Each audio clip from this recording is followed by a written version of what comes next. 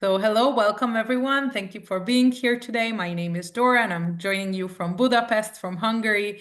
And you can also find here Sebastian. I know that many of you know us already. It's the two of us who run this project already for 5.5 years now. And our aim is to introduce Jewish culture, heritage, history, and also the present day situation of Jewish communities all over the world. So we visit different cities and countries virtually, and sometimes even by real life travel. Today, I'm going to explain what that means exactly, and we learn about our joint heritage. And this is why we call this project Kesher, which means connection in Hebrew. Today is a bit of a special event. It's going to have two parts. In the first part, in about 45 minutes, in the 45 minutes time, we'll learn about the Jews of the Balkans, which is a very big topic, and we normally zoom into each individual country. And we will also, with Joseph, probably during the winter, zoom in more specifically to some of the countries he'll be speaking about. But this region also has a lot of shared history, and today we're gonna learn about the Jewish life in this region and how they are connected. And we really invite you to stay a little bit longer than just this first presentation, because Joseph is also going to share with us his itineraries for next summer and even for 2027, because he actually takes proper real life tours to the Balkans, and he's going to share with us when and where exactly and how these trips look like. So those of you who are interested in traveling in real life to these places, please stay also for the second half, and you can find out much more about what these trips are like. But now I'm going to introduce finally Joseph, who now I mentioned a few times. Joseph Banatov is originally from Bulgaria, and he's also a member of the Sophia's Jewish community. He has a PhD in comparative literature from the University of Pennsylvania, where he teaches Hebrew. And every summer, he takes several groups to the Balkans to explore Jewish heritage there. So I'll pass the word to Joseph. If there are questions, put them in the chat, and we will have time for some questions after the presentation. Thank you, Dora. Hello, everyone. Good afternoon, good evening. I don't know if it's morning for anyone anywhere, but lovely to see so many of you join. I myself am based in Philadelphia, so I'm on East Coast time, mid afternoon for me. Uh, a special thank you, as always, to Dora and Sebastian for inviting me. I always truly enjoy participating in Kesher events, whether we're focusing on a specific part of the Balkans, on a particular community, or doing something broader as we plan to do today. As Dora mentioned, what I'll try to do today is give you a short and kind of broad overview with small samplings of examples of Jewish community life in various parts of the Balkans, and include a little bit of imagined virtual travel as we do that, but leaving sort of the second half of our meeting to discuss specific trips that we've planned and that we offer every year. I do have a PowerPoint to guide us along, so let me uh, put it up on the screen. 1 second. Okay, everyone can see my initial slide? Okay, very good. And we will return to the specific trips that we offer later on, but just to give you a sense of how we travel and sort of the particular regions I want to discuss from a historical perspective, this is a glimpse of the combinations of Balkan countries that we have put together on various trips.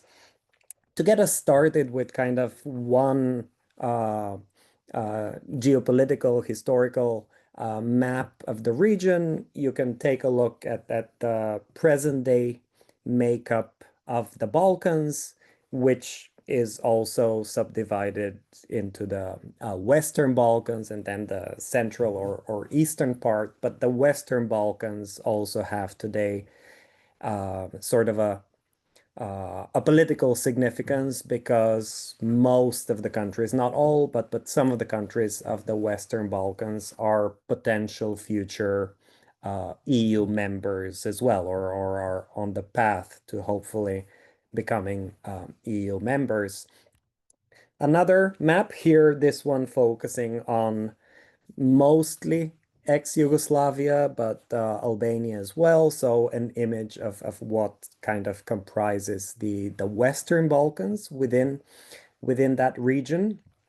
And when we speak of Jewish presence on the Balkans, uh, we tend to focus primarily on Sephardic communities, and you saw that even the name of our outfit is Sephardic Balkans, but it's important to note that uh, all three major distinct Jewish communities that, to have lived in the area as a whole have also inhabited the Balkans. And if we look chronologically and historically, the oldest and earliest of those communities are the Romaniot Jews. The Romaniot Jews date back all the way to the Roman Empire, from which they also derive their name. And there is ample historical and specifically archaeological evidence of Jewish presence and organized Jewish communal life from that period of the Roman Empire. What you see in front of you is one example from present-day Bulgaria. In Bulgarian Jewish history, this tends to be the starting point. The discovery of that particular stone item that you see on your left, attesting to the existence of a synagogue and a Jewish community dating back to the mid first century of the current era. Uh, that discovery was made in a small village called Gigen in Bulgaria on the southern banks of the Danube River. But more importantly, during the Roman period, this was the Roman fortress Ulpia Escus. So and Bulgaria on the Balkans is one of multiple locations where organized Romaniot communities existed during the Roman period. Another example, also from present-day Bulgaria, just from about 2 centuries later, in archaeological work in Bulgaria's second largest city, Plovdiv, was discovered or were discovered the remains of a synagogue from the middle of the third, possibly early fourth century of the current era, proof of the existence of a sizable Romaniot community in that Roman settlement in present-day southern Bulgaria in Plovdiv. On your left is kind of a model replica of the synagogue based on the archaeological find, and most unique and notable is the fairly well preserved mosaic floor found in excavations. You see it on your right, and today that mosaic floor is on display at the Archaeological Museum in Plovdiv in Bulgaria. Other sites of Romaniot communal presence are, for example, Stobi in present-day North Macedonia. This is uh, an important archaeological complex for, its broader Roman archaeology, Stobi. But from a Jewish Macedonian perspective, this is proof that the Jews of Macedonia can also of North Macedonia today can also trace their roots, we may say, or their earliest presence all the way to the Roman period. This is the Romaniot community of Stobi. From present-day Greece, we have multiple examples of Romaniot communities, but probably the best known and sort of the most striking one is from the town of Ioannina or Yanina in northwestern Greece, close to, I mean, yeah, not that far from the uh, coast from where you can get to Corfu. So Yanina or Ioannina remained the stronghold of a distinct Romaniot community well into the 20th century, a very kind of unique and unusual development. There are descendants of the Jews of Yanina who moved to the States, and in Manhattan, some of you may know, there is a synagogue called the Keilah Kedosha Yanina, the Yanina synagogue, essentially. Now, in later periods, um, the Balkans are sort of unique in the sense that they ended up being the meeting point of two most significant warring empires, these being the Ottoman Empire invading from the east and pushing towards the west. What you see in front of you is an image of the famous Battle of Nikopol on the Danube, which is when that fortress, that last Bulgarian fortress of Nikopol, was conquered by the Ottomans in 1397, and they broke the siege of the Western Crusaders. But in some ways, the arch enemy of the Ottoman Empire on the western side of the European continent was the Habsburg Empire.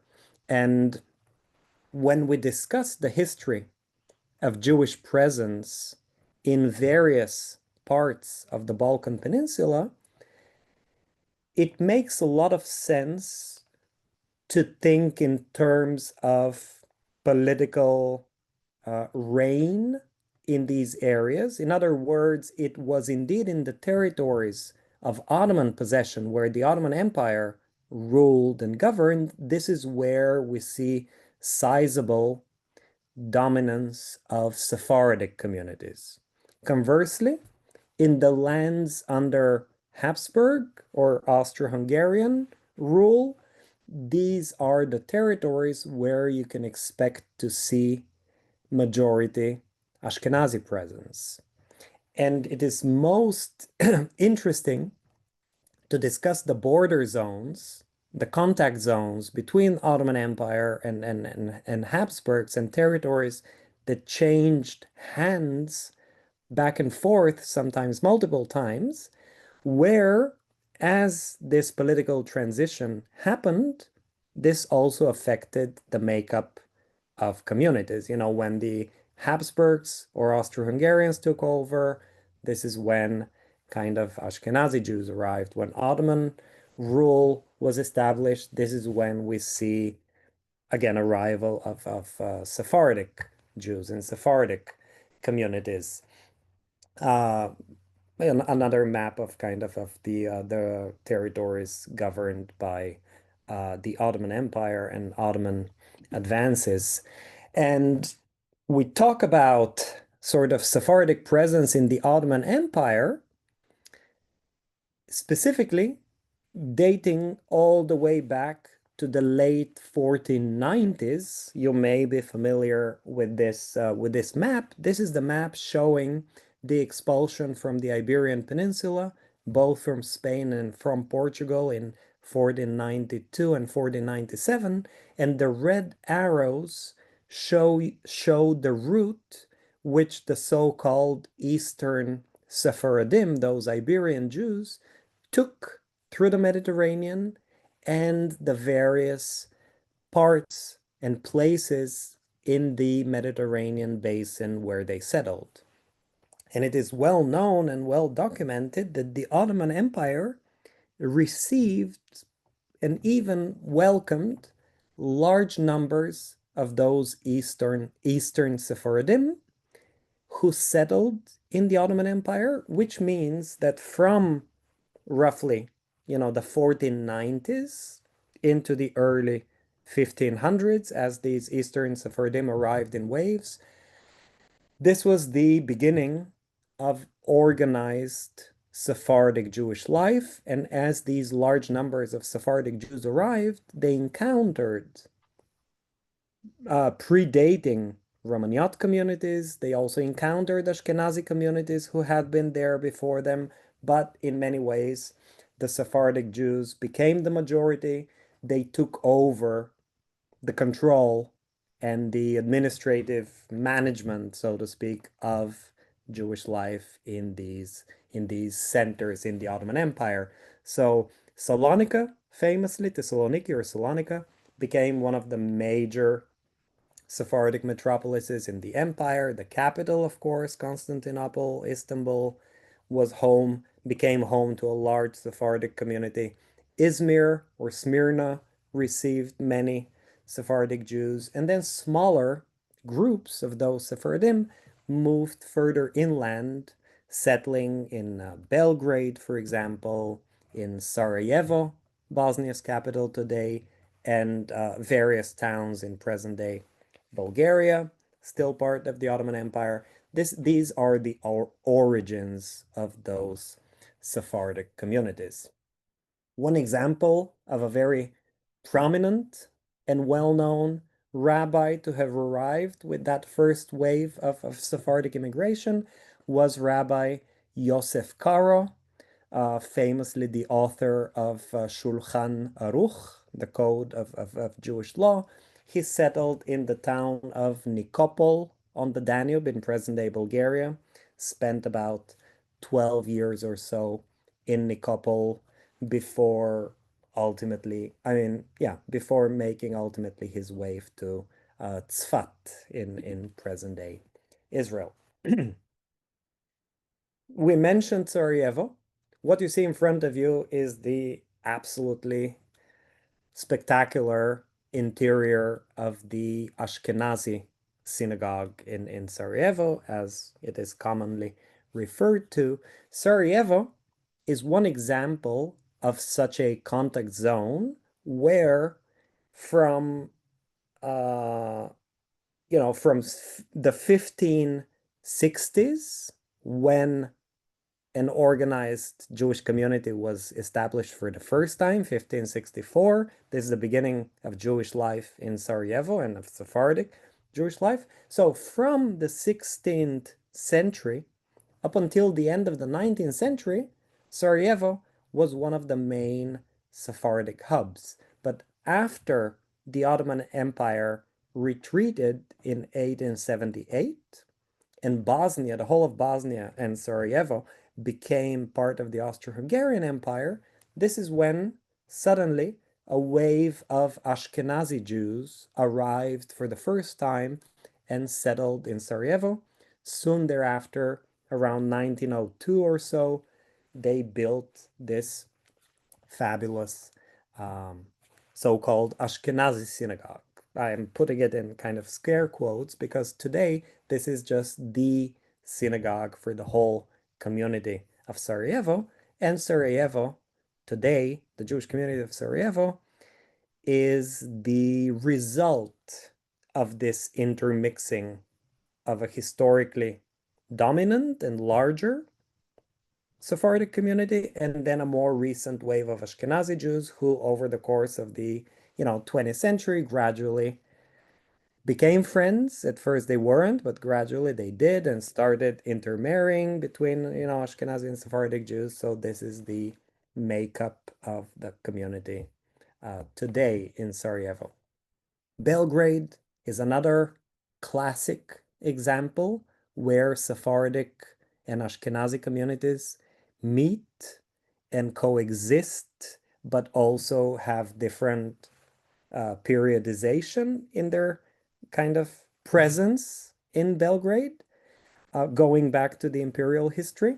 But today, one kind of clear evidence of kind of these two different communities, the Ashkenazi and the Sephardic one, are the two cemeteries on, just opposite each other on two sides of the same road, the Ashkenazi and the Sephardic cemetery in Belgrade. Zagreb, which is Croatia's capital today, and this is sort of the top of the upper town in Zagreb, one of the beautiful parts of the city and always part of our walking tour of Zagreb. Zagreb is the opposite case, where for the majority, of its history, it was that the community was always exclusively Ashkenazi, and it was only after 1878, when Sarajevo, became part of the Austro-Hungarian Empire. This is when some Sephardic Jews from Sarajevo decided to relocate to Zagreb, establishing for the first time a Sephardic community in Zagreb, where, the Ashkenazi communities went all the way back to the early 1800s in the modern history of the Jewish community. This is an image of Salonika and the port of Salonika, where, again, it's much clearer that Salonika's history after the expulsion is primarily a Sephardic history, the Jewish history of Salonika, and indeed it was a majority Jewish city for quite a few centuries during the Ottoman period. When we talk about the Ashkenazi communities of the region that we're interested in, from the Austro-Hungarian realm, and specifically, the Hungarian/Romanian territories of Austro-Hungarian rule, there is a very interesting moment in the history of Hungarian Jewry, of which, of course, Dora is the real expert and true historian. But I do want to mention briefly the so-called schism within Hungarian Jewry.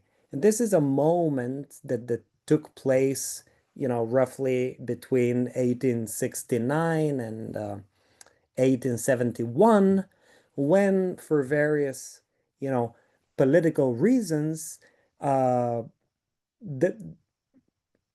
Hungarian Jews, including all the communities, including the present-day Romanian territories, needed to come up with sort of a representative body to communicate with the government. So they needed to unite and kind of elect an administration.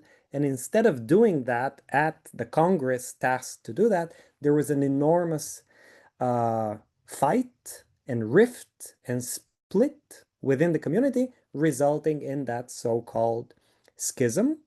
And the result of that schism was that amongst the Ashkenazi Jews of, Hungarian-controlled territories, all of a sudden, three separate and warring denominations emerged.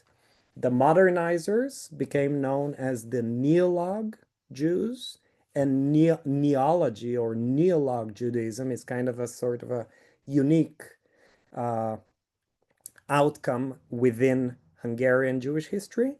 The traditionalists, were the conservative, the Orthodox, the conservative Jews who wanted to keep the old ways. And then, interestingly, so here is one example of a Neolog synagogue. This is the Neolog synagogue in Szeged in Hungary, which was built because as the community split into these three warring denominations, Neolog, conservative, and status quo Jews, the middle group who refused to side with either of the two options and created their own third option, the middle ground, the status quo Jewry. Each of these communities also erected their own synagogues. So it's not uncommon to see in those territories of Austro-Hungarian rule, affected by that schism, it's not uncommon to see three synagogues in the same city, a neolog, an Orthodox or an Orthodox one, and then sometimes a status quo synagogue as well. In Romania, this is the best example of a remaining status quo synagogue from the town of Târgu Mureș in Romania. Going back to Salonika, and not just Salonika, but the whole region of the Balkans and the Ottoman Empire, one kind of monumental event or series of events that took place in the 17th century was the so-called Șapte Țvi debacle, the Șapte Țvi fiasco. And many of you may be familiar with the story. Șapte Țvi, who was born in 1626 in Izmir, was a young, obviously very talented and very charismatic rabbi who, upon the encouragement of his right-hand man, Nathan of Gaza, decided to proclaim himself as the Messiah. And they, both of them together, prophesied that the year 1666 was going to be the year when the prophecy would fulfill itself. And Shabtai Tzvi had an enormous sway over communities all over the Balkans, both the Sephardic communities of the Ottoman Empire, but his influence extended well into Central, Northern, and Western Europe as well. Ultimately, in 1666, he was arrested by the Ottoman authorities. He was given a choice of either being beheaded or converting to Islam. He fairly easily chose the second option and converted to Islam, which of course dealt a devastating blow to all his followers across the empire who were disillusioned and realized that Shabtai Tzvi was indeed a false messiah. However, one small group of his most adamant followers believed that even his conversion into Islam was part of the prophecy, so they too converted to Islam and became known as the Donme group, the Donmes, these Muslim converts of original Jewish faith. And that one image of kind of the events of 1666. Shabtai Tzvi himself was ultimately banished to a fortress on the Adriatic coastline in a town in present-day Montenegro called Ulcin. And in Ulcin, he spent the last 3 years of his life into kind of semi-imprisonment, even though he was respected by the Ottoman authorities and treated quite well. And in Ulcin, once he died in 1676, the location of his grave became one of the biggest mysteries of sort of Jewish historiography of the region. And in the early 20th century, and even later, there were competing theories about the location of his grave and where exactly he was buried. Today, most leading historians of that kind of very minute and sort of niche topic, the location of Shabtai Tzvi's grave, most agree that what you see on your right-hand side is the current location of his grave, and that most likely his body was transferred from the original site where he was buried and was then reburied in the current location, which is inside the home of one local Muslim family who are tasked with guarding his grave. And it's a fascinating story. I I have been there myself. I've peeked through the window. I think this is a picture I took myself through the window, even though you're not allowed to enter. But this is kind of a side note of the last years of Shabtai Tzvi's life in Ulzin. An immediate corollary to that Shabtai Tzvi affair was actually a positive development. The rabbis of various Sephardic communities realized that one main reason why Shabtai Tzvi had such sway over the masses was the masses' uh, widespread ignorance, and specifically their lack of knowledge of Hebrew, and therefore um, those Sephardic Jews, whose native language was Ladino, Judeo-Spanish, just could not understand the language of the prayers, the text of the Siddurim, and so forth. Out of this realization emerged a new body of Jewish religious literature for the first time ever written in Ladino, in Judeo-Spanish, in the vernacular of the masses.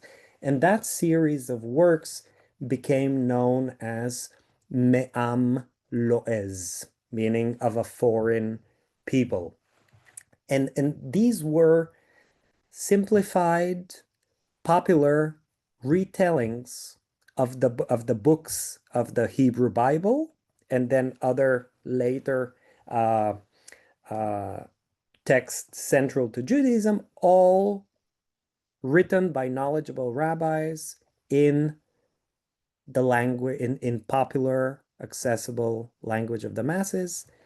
That series, Me'am Loez, became the absolute bestseller and a set of volumes that each and every household across Sephardic Jews of the empire held and kind of referred to as they were reading, either the week's parashah or celebrating holidays or anything else that had to do with Judaism. The first volume was published in 1730, and then subsequent volumes kept emerging into the 19th century, all of them written by local rabbis of the Ottoman Empire. Another interesting and sort of related phenomenon was the late realization by Spaniards, by Spanish politicians and Spanish diplomats, that in the Balkans, in that remote area in the Ottoman empires in the Balkans, there are actually Jewish communities who speak a language similar to modern Spanish, but with an olden, beautiful, antiquated Cervantes type ring to it, meaning Judeo-Spanish Ladino. And sort of the Spanish diplomat and politician whom you see in front of you, Ángel Pulido, was the first one to bring to prominence back in Spain the existence of those Sephardic communities and try to reestablish in a way their recognition and status in Spain. He wrote a couple of books about his experiences, his encounters with Sephardic Jews. This is one of them, Spaniards Without a Homeland.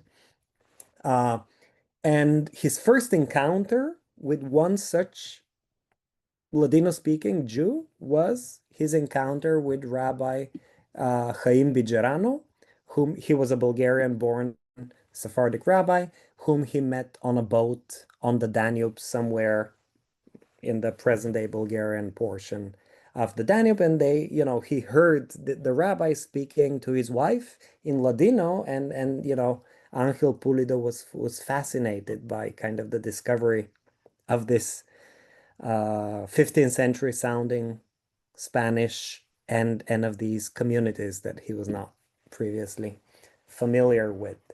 From that same moment of the 19th century, late 19th century, Ottoman kind of presence in the Balkans, there is also a fascinating story, which was really the invention of a new Sephardic holiday. The Jews of the Ottoman Empire decided, and specifically this particular journalist whom you see on your right was the instigator of that idea, that the Jews of the Ottoman Empire should celebrate for the first time in 1892 their 400th anniversary of their expulsion from Spain and arrival to the Ottoman Empire, and he proposed to celebrate this as a festive occasion, as a holiday, because he wanted to show the Ottoman authorities that these Sephardic Jews were loyal subjects of the empire and grateful for, being welcomed and having thrived in the Ottoman Empire. Um, Another rabbi from roughly the same period is Rabbi Almoznino, a Sephardic rabbi from Bulgaria. And as Bulgaria was being liberated from Ottoman rule in 1878, he famously uh, was able to save Sofia, the future capital, from a fire which the Ottoman authorities were planning to set in order to demolish the city as they were receding. And thanks to his efforts and thanks to saving the city from destruction, recently this little garden in front of you was named officially by the city council after him. So today we have a plaza in my hometown where I was born in Sofia, a plaza named after Rabbi Gabriel Mercado Almoznino. Bulgarian Jews post-liberation had a very interesting sort of post-Ottoman trajectory where they started thinking of themselves as Bulgarian citizens, not necessarily as kind of Ottoman Sephardic Jews anymore. And during that period, the post-Ottoman period in Bulgaria specifically, the Jewish community became fervently Zionist. The Bulgarian Jews are one of the earliest communities to have embraced political Zionism almost wholeheartedly with very little debates within the community. The man on your left imported these ideas early on. His name is Yosef Marco Baruch. Various organizations, Zionist organizations, emerged in Bulgaria. Uh, a Zionist holiday was even invented. This is the postcard here at the bottom. The holiday was called the Day of the Shekel, Yom HaShekel. Um, Back to Sarajevo on our kind of virtual tour in Sarajevo. The earliest synagogue that was built in 1581 still stands. It's called the Cal Viejo, the Old Synagogue.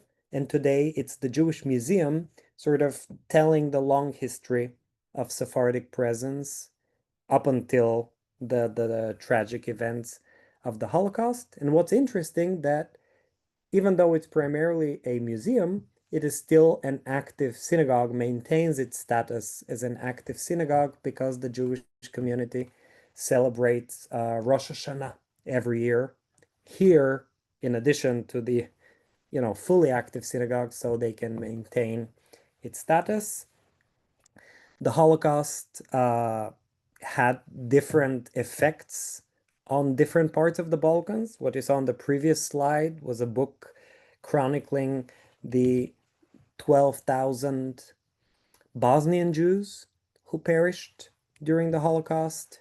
This is an image from Salonika, where essentially, as you can see, 50,000 members of Salonika's community were deported to Auschwitz, and this plaque is situated at the entrance to the train station from where from where they were deported. In Bulgaria, the events of the Holocaust have you know, a more positive side to them because all 50,000 Bulgarian Jews survived the Holocaust. Nobody from within Bulgaria was deported. However, and one very important Bulgarian politician is the man in front of you, Dimitar Peshev, who was instrumental in blocking the government's deportation efforts. And thanks to his intervention, ultimately, all 50,000 Bulgarian Jews survived.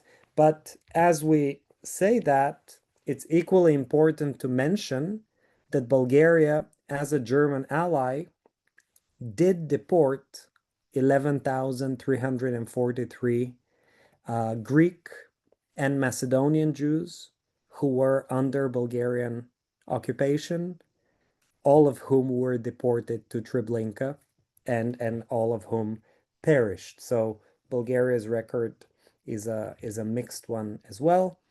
This is Dimitar Peshev, and the post-war story of Bulgaria's Jews is the fact that of those 50,000 who survived, about 42,000 immigrated en masse to Israel, and some of those images you see in front of you. An example from Romania, in post-war Romania, of roughly the 400,000 Romanian Jews who survived the Holocaust and remained in Romania, the government uh, the Romanian government, in a sense, secretly sold its Jewish citizens to Israel, and this lasted several decades, where every year a few thousand Romanian Jews were allowed to immigrate to Israel in exchange for monetary payment for each and every Romanian who was allowed to leave.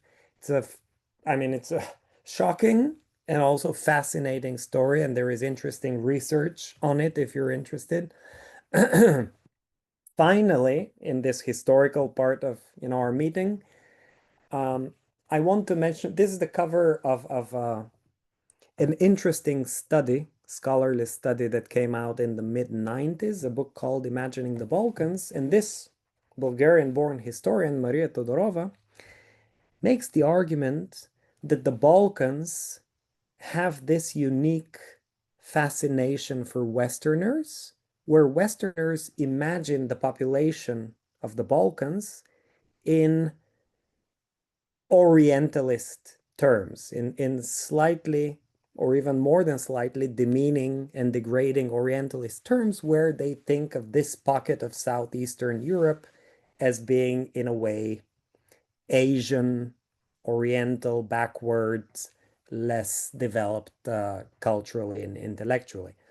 Um, I'm saying that because, in a way, somewhat of a parallel phenomenon took place amongst Jewish historians of the West, of Western Europe, and especially German Jewish historians, who wrote the Jewish history of the Balkans in similar terms, where they depicted Sephardic Jewish communities of the Balkans as having a much lower and much more backward um, intellectual status, let's say, compared to um, Ashkenazi communities. But again, it's an interesting concept that if people have questions about, we can discuss. But the fascination with the Sephardic Jews of the Balkans has both its kind of historical origins in these types of writings from the 19th century, and also a present day version of it where people are genuinely and truly interested in learning more about those communities today. I think I'll stop here and stop my slideshow. Thank you, Joseph. You did an amazing overview, I think, and I want to encourage everyone to stay because in the second part, of the presentation, not only he's going to share about the itineraries of his trips, but you can see much more images and hear a bit more about these communities today. But I will read a few questions now regarding the history part. The first question was about the remains you showed in Stobi in North Macedonia. Which century is that from? Um, Early second century of the current era. Okay, wonderful. Thank you. Was there any interaction between Sephardic and Mizrahi Jews in the Ottoman Empire? So the concept, the difference between I see.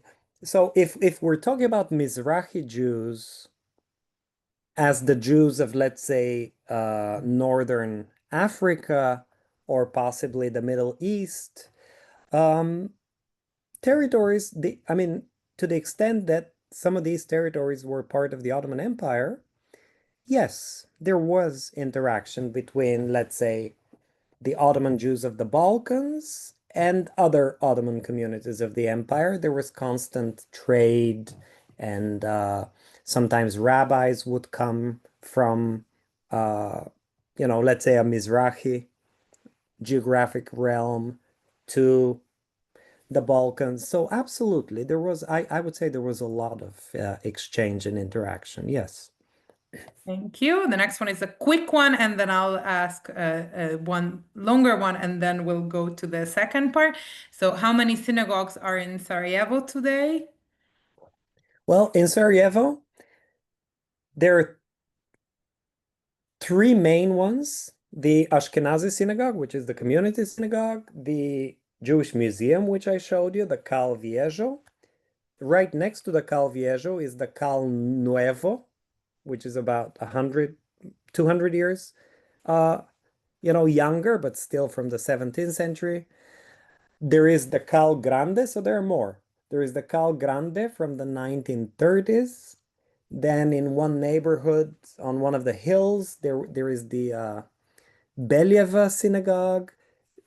So these are buildings that remain, but the Ashkenazi synagogue is the active one, the only fully active one year round. And then the Jewish museum, again, also maintains its status as an active synagogue. Thank you. And did Jewish people in the Balkans know about Albania hiding Jewish people from the Nazis?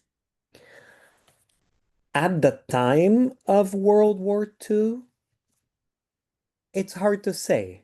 It's hard to say. Subsequently, and in more recent, present day history, yes, that story is well known and well respected. But some of those Jews that the Albanians protected and hid were, for example, Jews from North Macedonia. So it was not only Albanian Jews who were protected, but foreign Jews who made their way into Albania. And a number of those foreign Jews were from North Macedonia because, these are kind of border areas. I mean, North Macedonia borders Albania. Thank you. And I'll read one last question just because it's very interesting, and then we can move to the second part. Did Bulgaria's Peshev save Bulgarian Jews because they were Bulgarian nationals, thereby not saving the Jews from other countries residing in Bulgaria? So I mean, that's a question to which I can give a 40-minute answer and a short answer. Let's go with the short one for Sure. now. Okay. So, and it's an excellent question. It's a truly excellent question. Peshev, as a Bulgarian politician, was acting within the realms of what he defined as kind of Bulgarian political sovereignty, and where he felt that the Bulgarian law could extend to. In simpler words, the Bulgarian citizens, those 50,000 Jews who survived and whom Peshev was able to protect, were all Bulgarian citizens, which is why the sort of the political measures that he enacted and the reversal, the cancellation of laws as he was able to achieve them, applied to the Bulgarian citizens. as he was able to cancel the deportation orders, this cancellation did not apply to the Jews who were left stateless, to the Greek and Macedonian Jews, because they were not Bulgarian citizens.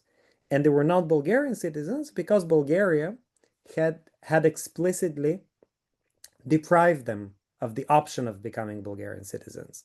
So Peshev was not actively seeking to only protect the Bulgarian Jews, but this was the result, the inevitable result of the political situation at the time, where there were Bulgarian citizens and 11,400 Jews who were stateless and had no home country to protect them. Thank you. Thank you for the short answer. And we will have a talk about Bulgaria with Joseph probably in a few months. So please join us if you're interested. And now there are more questions, but let's now move on to the second half. And if we have time at the end, we may come back to some of the questions that were written now. Excellent. Thank you. Let's see. I'll just go back to where we were. I'm not sure why.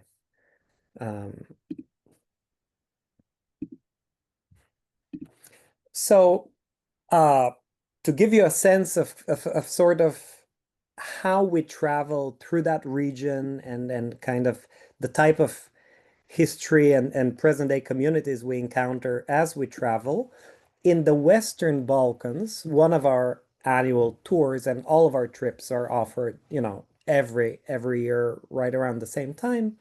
One of our trips, as you can see, is Bosnia, Croatia, Slovenia, and Trieste.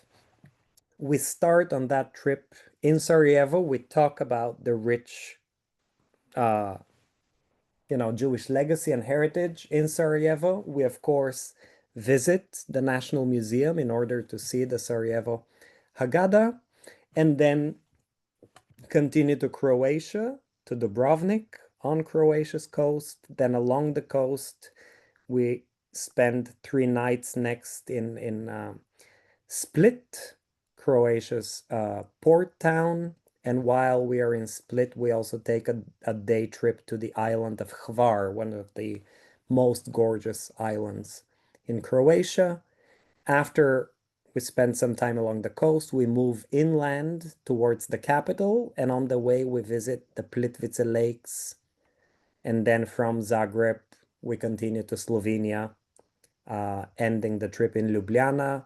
Before that, we also visit Lake Bled, and we have a day trip to Trieste in Italy. So that's roughly the trajectory of that particular trip.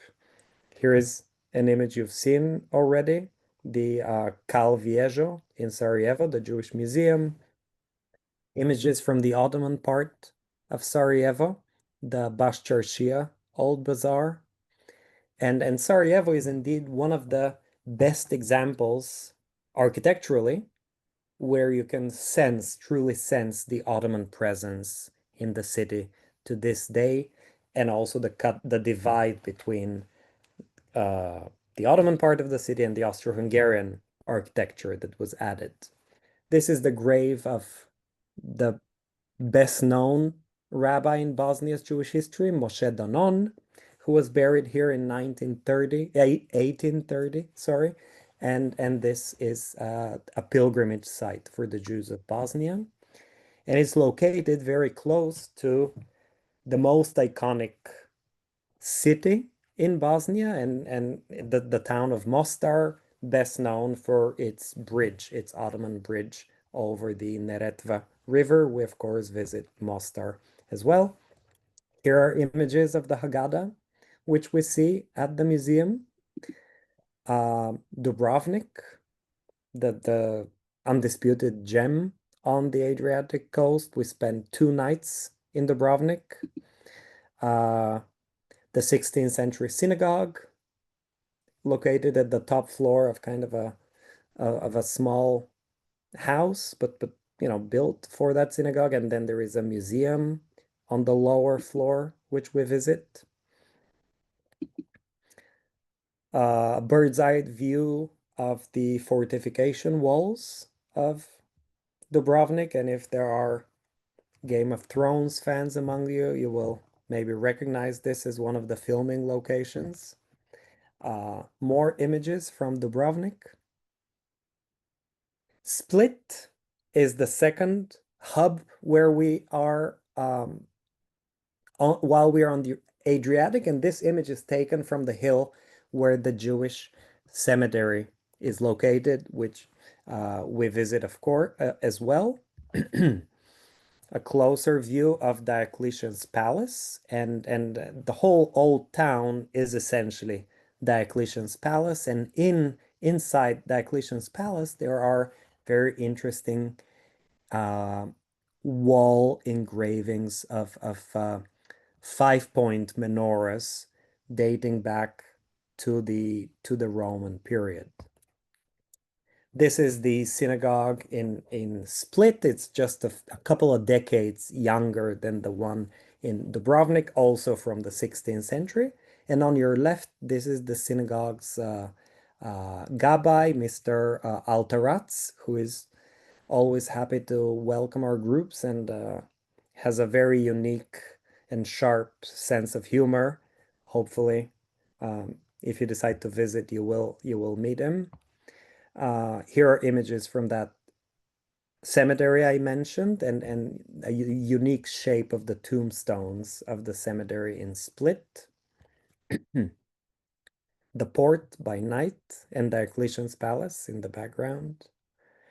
This is the island of Hvar, known as one of the sites where a lot of lavender is grown, also some unique native grapes. And on Hvar, there are very well-known boutique wineries, some of the best ones in Croatia, and we do some wine sampling while we're on the island. A lot of olive trees, a lot of olives are grown on the island, and Croatian olive oil is just absolutely delicious. These are the Plitvice Lakes, the best known kind of natural site in Croatia. This is where we stop on our way to Zagreb, to the capital. Here are images of the capital, sort of the path that takes you from the lower to the upper town. More images from Zagreb. A merchant street, a well-known merchant street today. Some of the best cafes and uh, local restaurants are located here. We're still in Zagreb. From the top of the hill, we point out significant buildings that were owned by the Jewish community and by some Jewish industrialists. From Zagreb, as we cross into Slovenia, our first stop is the absolutely spectacular Lake Bled, overlooked by the Bled Castle with this little island in the middle of Lake Bled. And then Ljubljana, Slovenia's capital, for me is one of the most kind of charming European capitals, completely walkable. It's all pedestrian in the city center, and our hotel is truly ideally located in the heart of the old, yeah, the heart of the old town, right behind this pink building. Uh, we mentioned a day trip to Trieste. This is one of our groups on the main plaza in Trieste. And on your left, this is the temple in Trieste, one of the most spectacular, early 20th century synagogues from the whole region. And Trieste has kind of a classic Austro-Hungarian feel to it architecturally because it's so far up in northern Italy and because it has kind of Central European Austro-Hungarian history. Our next trip that I want to mention briefly, as you see, is Romania, Serbia, and a short stop in Szeged in Hungary. We start in Bucharest, we travel through Transylvania, we spend some time in Brasov, Sighișoara, the birthplace of the historic figure behind the Dracula story. Torgomures, the town that I mentioned, where there is a status quo synagogue, status quo ante, sorry. And then Cluj-Napoca is in many ways is the cultural center of Romania, or the second one, together with the capital Bucharest. In the north, in the very north, we visit a fascinating region known as Maramuresh, where both the customs and the ways of life and even the architecture, all of it is completely different and goes back a few centuries into Romania's history compared to areas that have developed in more modern ways. So from Maramuresh, where we're based in Elie Wiesel's hometown in Siget, Sigetul Marmaței, we continue to Oradea and then to Szeged in Hungary. And from Szeged in Hungary, we spend the last couple of days of the trip in Serbia, in Belgrade, in Serbia's capital. And on the way, we also visit Subotica, which has a beautifully reconstructed synagogue, and Novi Sad is also on the way. Here are some images from Bucharest with kind of a Parisian feel to it in the old town. The Choral Temple, one of the most spectacular synagogues on that trip and in the region as a whole. Uh, Bran Castle is a must and kind of likely the inspiration for Bram Stoker's novel Dracula. We mentioned Elie Wiesel, so when we get to that northernmost point, the town of Siget, we visit his home, which is now a museum, a fascinating museum dedicated to his career. And the town is right on the border with Ukraine, with a part on the westernmost end of Ukraine. We've had some people actually just walk uh, over that little river, over the bridge, so they can cross the border and get a stamp from a visit in Ukraine as well. Um, the village museum in Siga in Maramuresh shows you the ways of life of these kind of rural communities. And in the museum, there is also one of the homes is a reconstructed home of those Jewish communities who lived in Maramuresh, and there is a particular room that served kind of as a synagogue inside the home itself. These are images from Sighișoara, the birthplace of Vlad Tepes, Vlad the Impaler. Still Sighișoara, Brașov, which is one of the most beautiful Transylvanian towns in my opinion, and has a beautiful synagogue as well, which we visit.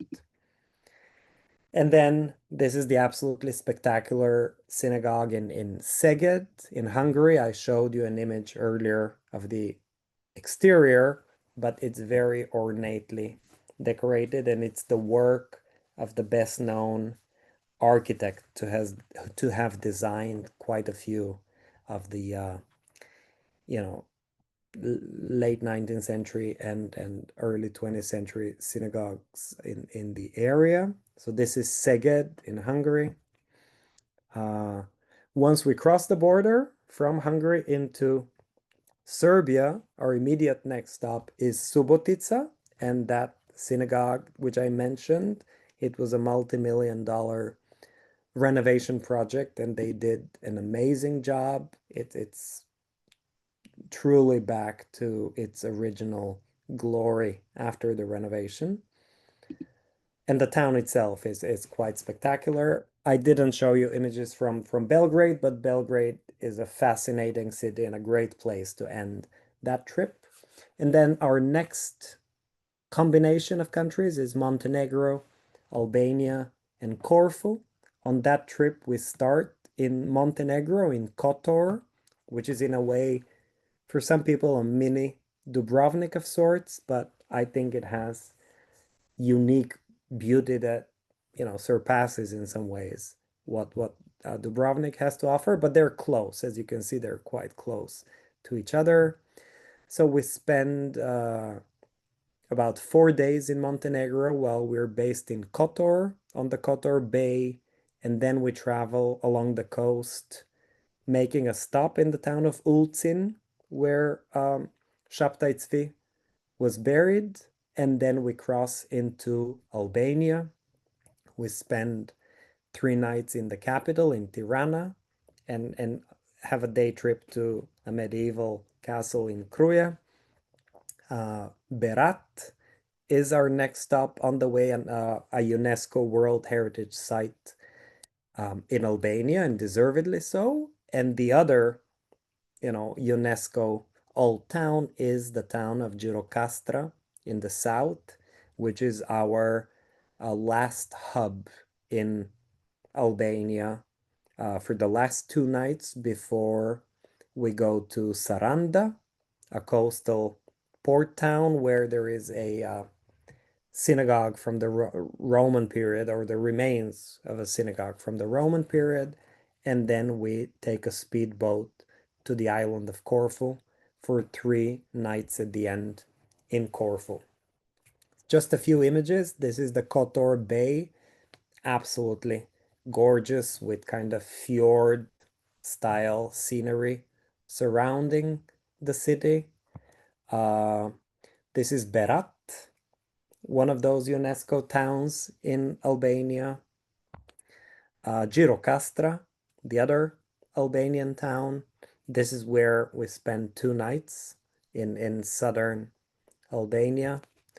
Uh, Again, not enough images, I think, but I didn't want to overload it. But you did not see Corfu visually, but Corfu is absolutely stunning.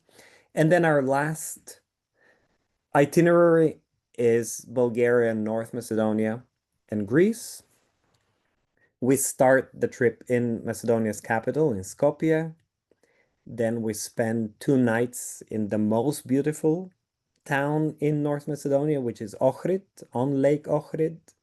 We visit the second largest city, Bitola, with interesting Jewish heritage.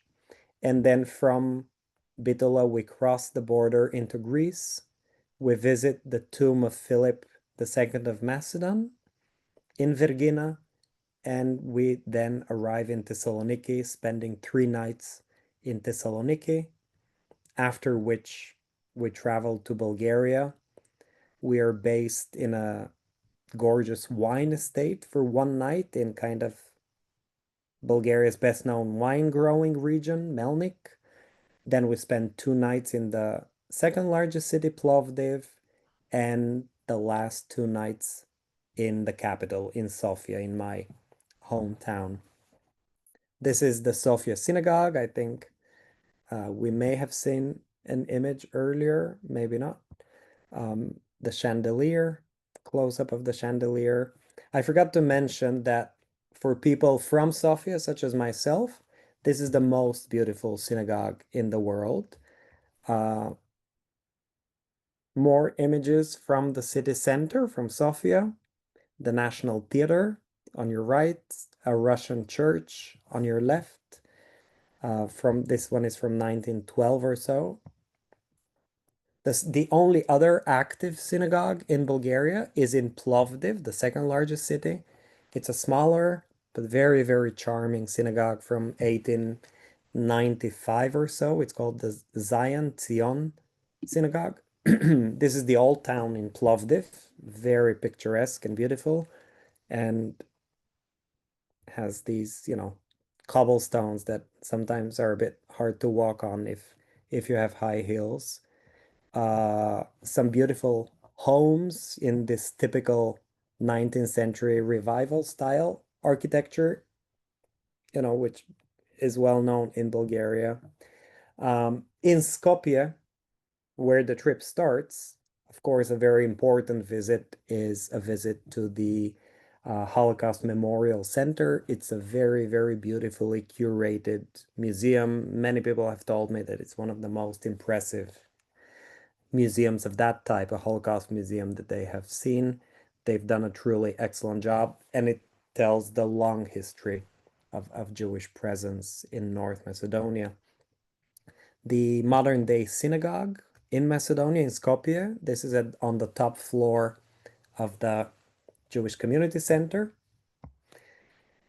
Lake Ohrid, which I mentioned, we spent 2 nights and also travel by boat, a little, a short boat excursion along the lake.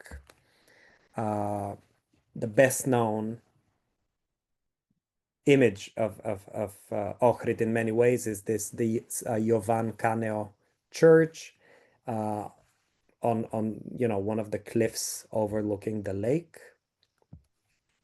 Another image, it's kind of Macedonians are proud of how many times it's been featured on National Geographic covers, and indeed it has been several times. In Thessaloniki, the White Tower is one of the iconic buildings here on the right along the promenade, and then another image on your left of Thessaloniki. This is the only synagogue that survived, that predates World War II. It's from 1927, and it was built by Jews who originated in Monastir, or Bitolar Monastir, which we mentioned, and then moved to Salonika. The White Tower by night, and this may be okay. And I should mention that we make a point of having delicious food on our trips, even though they're not, officially foodie tours, but food is a very special emphasis for us, so you can expect to eat very well, and we also emphasize local native wine varieties. If you're a wine drinker, you will get to sample some very delicious and special local wines. These are the vineyards in that particular region in Bulgaria that I mentioned, the Melnik region, where we spend the night. And that particular wine estate is one of the most luxurious hotels in the whole country. It's a treat to be able to spend one night there, I think. Uh, a couple of words about logistics, and I'm sure people may have additional questions. Um, we do not travel on Shabbat on any of our tours. We're always based on a Friday and a Saturday in the same city. We do not use the bus on Shabbat. Whatever activities we have are on foot. In terms of kosher food, our trips are not kosher. What we do offer is kosher style food, meaning if you do keep kosher, you're guaranteed a wide assortment of vegetarian and fish dishes during all of our group meals. And then, depending on the specific trip you're interested in, there are locations on each of the trips where you can have at least one actual kosher meal, possibly two. Group size, our official maximum is 27 on all our tours, and we always travel in a 50-seater bus. So even if it's a full group, there will be plenty of space on the bus. The activity level is moderate. I would say our main guidance is to make sure that you don't have significant difficulty walking. If you don't have serious mobility issues, our trips will be suitable for you. And then we tend to pick pretty much the best hotels in each of the cities. We look for very centrally located luxury 4 and 5 star hotels. Um, One example, one of my favorite hotels is a 5 star hotel in Dubrovnik where we stay.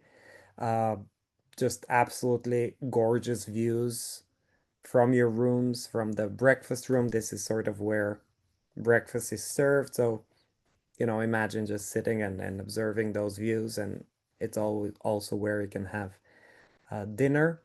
But other hotels are spectacular in their own ways as well. So this is our website, sephardicbalkans.com. I know that Dora and Sebastian will also share the information. And again, this is our current um, schedule. All of these trips we offer annually, and for some of these, we've already announced the dates even for 2027. So if you're looking ahead, um, we can also provide information and book people for 2027 as well. I think I'll stop here. Thank you. Thank you very much, Joseph, and thank you everyone for your attention and for being here. Now I'm going to focus primarily on the questions regarding the trips, and if we have time, we may go back to some of the questions about history. So please, if you have any question regarding the itineraries or any logistics, please feel free to put it in the chat. There was a question about safety, if people are worried about anti-Semitism in Europe in general, but what would you say about the Balkans, for Israelis, for Jewish groups? Should they worry, or is it very safe? Or in general, if you can give us about this topic. Yeah, it's a very valid and legitimate question, and on everyone's minds. I can assure you that the region is very, very safe to travel through, even if you have interest in Jewish sites and you are on a, let's say, Jewish heritage trip. Uh, in many of these places, the sort of the both the relationship between the local governments and Israel is a friendly and sort of positive one. And I would say that there aren't any sort of shocking or striking examples of recent anti-Semitism that should be concerning. I mean, I think many of you may remember uh, pro-Palestinian protests from this summer in Greece, for example. There were major demonstrations in Athens and some equivalents in Thessaloniki as well. Uh, so these events uh, exist and have taken place. I personally am convinced that the region is very safe to travel and welcoming to visitors from all countries and I think from all ethnic groups as well. Thank you. Um, does Plovdiv have a large synagogue in ruins? That's a good question. So in addition to the active synagogue that I showed you, there are archaeological remains in Plovdiv of that Romaniot synagogue, which I mentioned. The location is known, and we point out that archaeological site where the excavations were carried out. I can't say that you will clearly see, the foundations of the synagogue per se. It's really the site, the whole archaeological complex within which archaeologists identified the synagogue as one of the buildings. But the mosaic floor from that synagogue is on display at the museum in Plovdiv. Great, thank you. Do you lead all tours? Not all tours. I lead some of them, and for others, we have professional tour leaders who are part of our team. So it varies. It varies. For example, the Bulgaria and North Macedonia trip, I've been leading myself exclusively, and I plan to continue doing that this coming summer. I mean, from the schedule you saw, I'm leading the Montenegro and Albania trip as well. Um, there is one Croatia itinerary, which I didn't show with dates because it's sold out. I'm leading that one. But the ones I'm not leading myself, I, organize and manage all of them. And our uh, tour leaders are all experts in the field. Sometimes I'm embarrassed to say more knowledgeable than me in some, places because these are their home countries, and I'm perfectly fine with that. But all our local guides and tour leaders have a specific expertise on the Jewish history of their home country and the region, and then obviously additional um, specializations and knowledge in other aspects of politics, culture, uh, folklore, and so forth. Thank you. We still have a few minutes, so if you have more questions about the trips, please feel free to put it in. And in the meantime, I'll read a couple of questions that refer to the history, but I think that it's also interesting in terms of someone who's planning to visit. So one question was that some of the Jewish architecture in Bulgaria and in other parts of the Balkan seem very similar to the Alhambra Palace in Granada in Spain, and if these styles were integrated to serve a specific religious purpose or to foster a sense of shared heritage and identity. Mm. If you can reflect on Yeah. that. Yeah, that's a very interesting and apt comment, I would say. The specifically for synagogue architecture, the so-called style of neo-Moorish synagogue design, these synagogues that resemble are these synagogues that emerged, from the mid 1800s onwards with an Oriental neo-Moorish look and feel to them. They were meant to evoke associations with the Alhambra, with buildings in North Africa. They were modeled, some of them modeled after motifs in mosques as well from North Africa, because that neo Moorish style was developed to evoke, in a sense, the grand period of medieval Jewish Spain, from the pre-expulsion period. Thank you. And I'll read one more question from the history part, but I'll add a bit of a question also about the tours. Could you comment on the comparative music and sounds of the Jewish religious services in the Balkans? And if we speak about the Jewish religious services on your trips, do you meet any communities? Do you attend any Yes. synagogue services?